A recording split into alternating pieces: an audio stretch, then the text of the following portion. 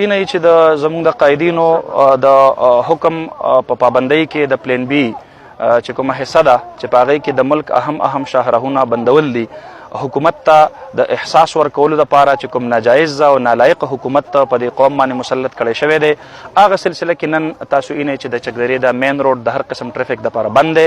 او موږ ته چې تر څو پورې د قایدینو د طرف نه حکم نه راغلی تر هغه وخته پورې به دا روډ د هر قسم ټرافیک دپاره بند وي.